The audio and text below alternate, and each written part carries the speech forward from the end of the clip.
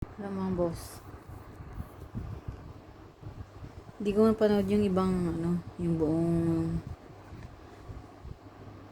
detalye nangyari kasi nag-aalaga ako ng baby ko eh. Busy ako. Nakaalaga ang baby. Ngayon, sabi nila please solusyonan yung sa mass shooting dyan sa school sa Pinas. Ang problema natin, pag hindi naglaan ng budget yung gobyerno, so i-call out pa rin sila, paalala na baka naman please kasi marami pa rin estudyante dito, ganun. Baka pwede lagyan to ng security, pero in case wala silang gawing action, sabi ko nga wag umasa sa gobyerno. Alam niyo mga ba sa solusyon ng US dyan? Sila may budget talaga dyan, pero yung sa atin baka ewan ko lang, sana aksyonan, pero kung hindi, naisip kong solusyon, drone. Oo. Ang ginawa kasi ng US, 2 drone, di nandyan yung gunman. 2 drone, papaikutan siya. Malilito siya ngayon. Magpapanik siya, ganyan. So may pag-asang magtago yung mga biktima. Ang unang gagawin, 'di ba? Walang guard. May gadget naman na ngayon, may high-tech na.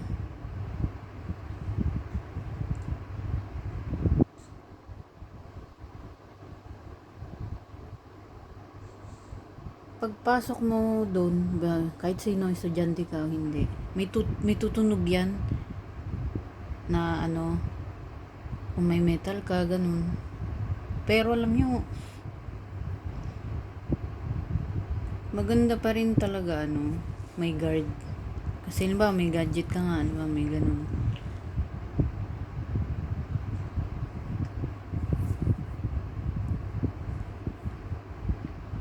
Tapos walang guard. Di tutunog naman yan. Kasi meron naman yan eh. Oo. Sa mga airport, meron yan eh. Dadaan ka, may tutunog dun eh. Ting, ting, ting, ting. Ayun. Oo.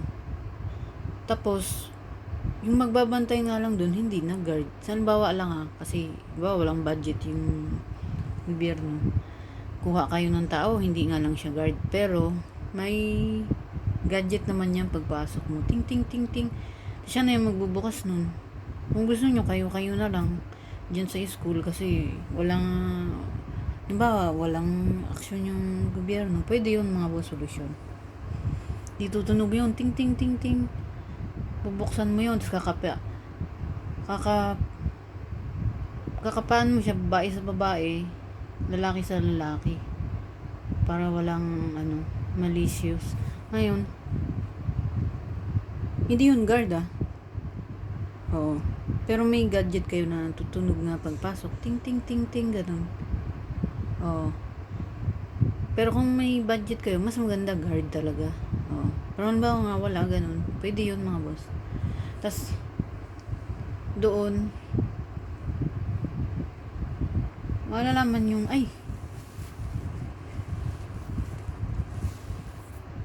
bawal kang ganyan. Tapos tatanggalin nila yun. Tapos ngayon, kaya nga, kailangan yung 2 drone. Pero may camera yan. Tapos nga, pag umatake yung gunman, lilituhin nyo siya. Papalibutan nyo, ganyan. Mapapanik yun. Hindi niya alam saan siya. Kasi 2 drone, malilito yun. Tapos ngayon, yung mga victim, may pag-asa pa silang. At saka dapat nagtitraining kayo mga boss. Importante, training. Halimbawa, ganito. May lindol. Dapat maglalaan kayo ng time dyan.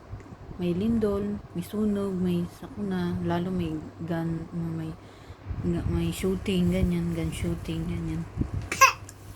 Oo. Kayo? Sa US kasi, nag-train sila niyan.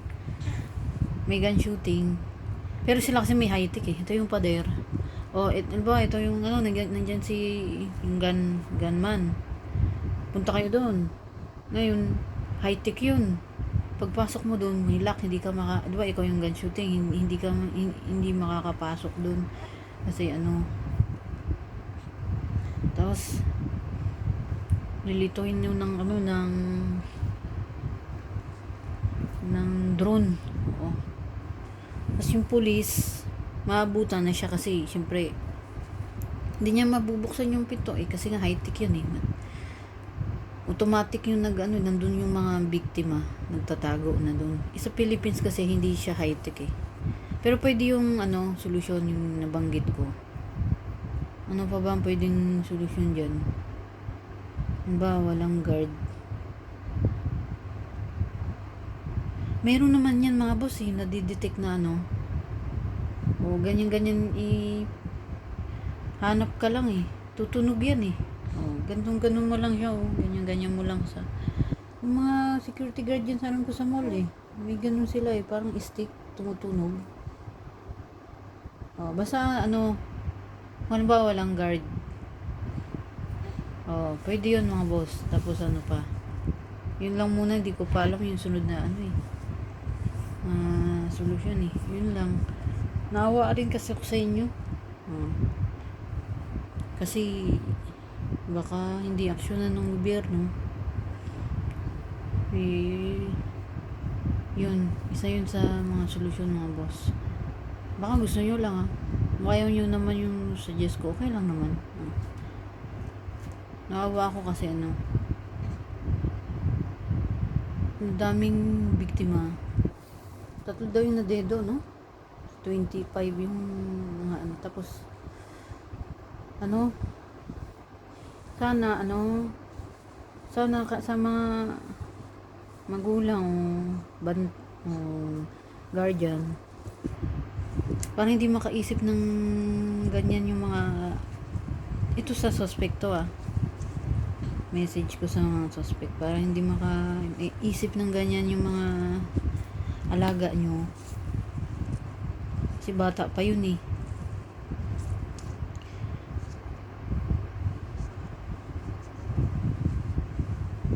anuhan nyo sila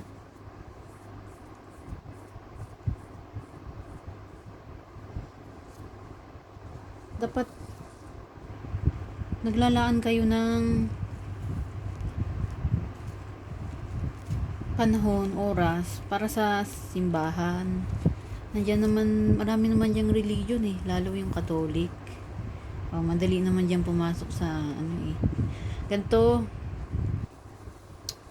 Sige, hindi talaga kayo maka-Diyos. May mga tao kasi hindi niwala talaga sa Diyos. Wala tayong magagawa din. Hindi kasi sila nabigyan ng hustisya kaya iba dahilan. Hindi sila niwala dyan. Ngayon, na lang laan kayo ng oras, panahon para sa charity, ganun. Kung may budget kayo, punta kayo sa sa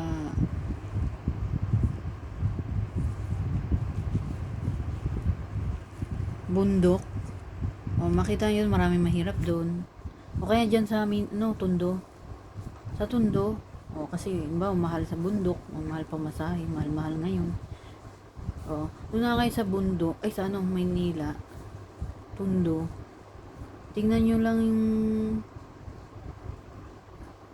pamumuhay nila tapos kailangan nyo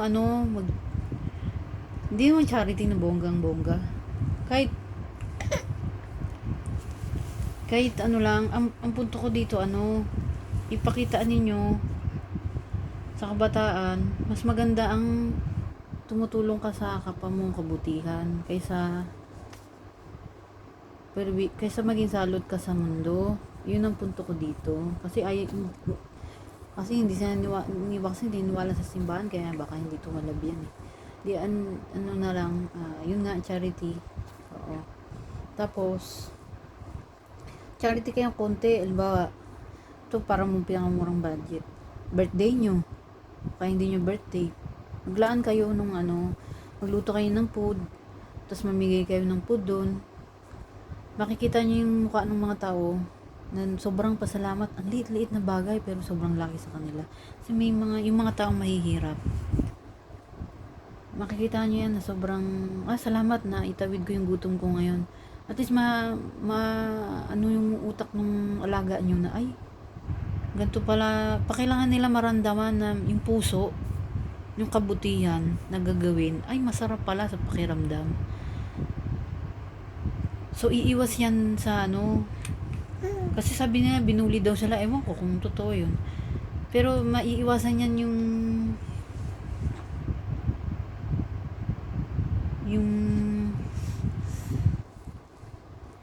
galit, yung ganti, pagka tinuro mo sa kanila yung pagcha-charity. Oo. Diba, pinakamura. Magluto ka ng pansit, tapos pamigay mo dun sa mga pulubi. Ayun.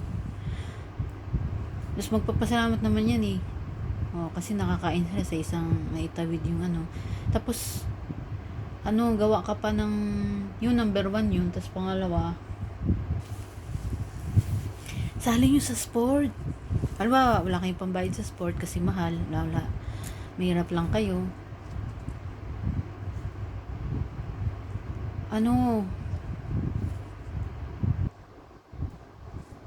Meron naman dyan sa YouTube na nakikitang sport na pwede naman yan yung may mga kamag-anak sila. Pinsan mo. Kayo ng sport. Basketball. Ayun. Gusto nyo karate pa eh. Oo. Para yung utak nila ma-fresh.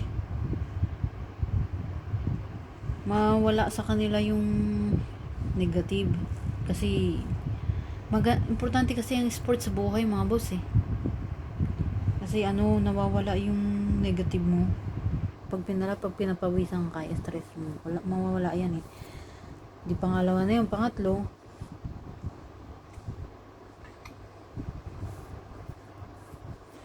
anuhan yun kailangan yung istorya ng tungkol sa Biblia na hanap na lang kayo ng version na hindi gumante.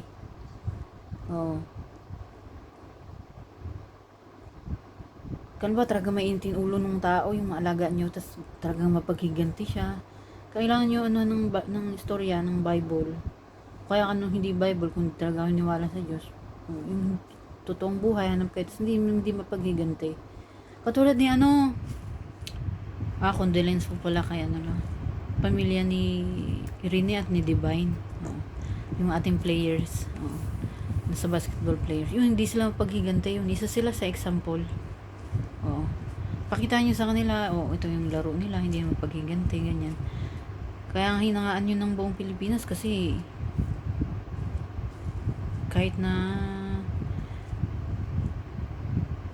nasaktan siya, hindi sila gumaganti. Yan ito na sport. Nakakabilib. Di balik tayo. Pangatlo na yun. Pang-apat, kailangan yung mga boss isama sila, yung alaga nyo, ipakita nyo yung bonding na masaya, na masarap mabuhay, na huwag kayong nag-aaway-away kasi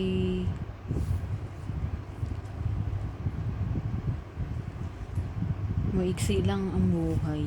Ayun. Ano pa ba? Marami eh. Pero yun yung mga dapat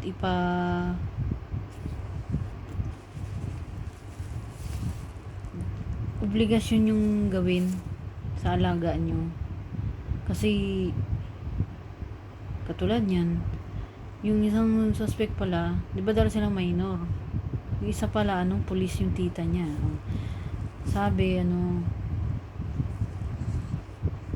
parang may pananagutan din yata yung tita. Ewan ko.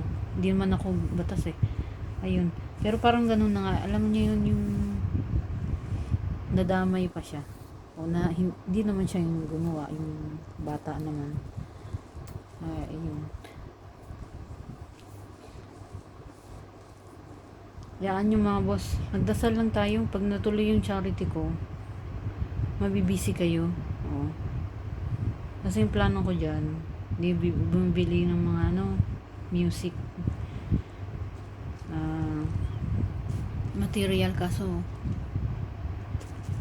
So ngayon kasi yung wala pang sa aeroplano, mahal pa ngayon eh. Basta pag nagmura-mura, bibili tayo. So may mga music ako dyan. Yun. Ang kitaan nito,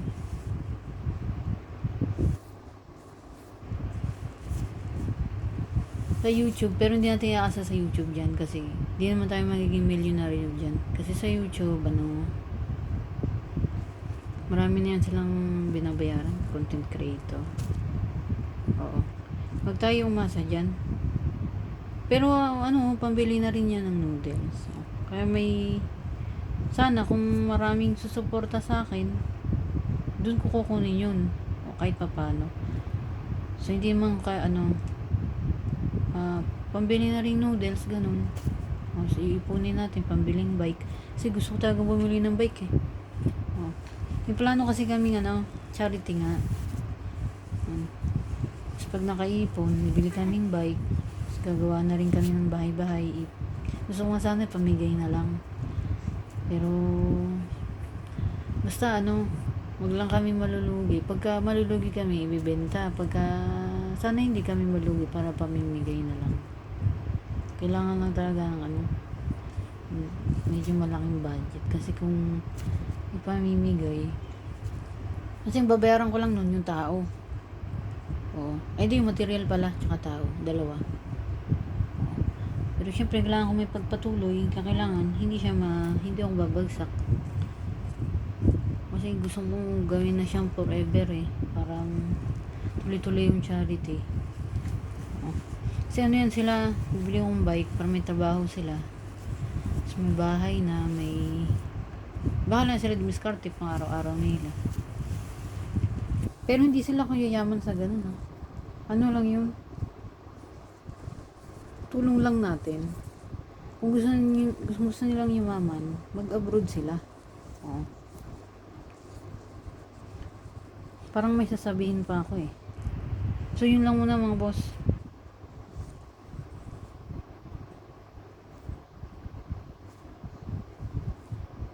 Ayun, pareho palang condolence kanila Divine, Trenny, sa pamilya niya, sa ating players, at dito sa mass shooting, sa buong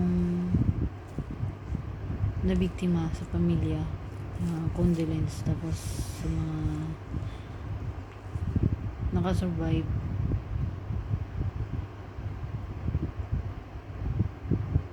so sana mga boss, lagi nyo yung call out ang gobyerno para aksyonan nila kasi nakakabahala eh. Baka mamaya alam nyo na yung nasa isip ko. So yun lang mga boss. Please support my original song and my YouTube channel at Facebook by Malini. Ciao.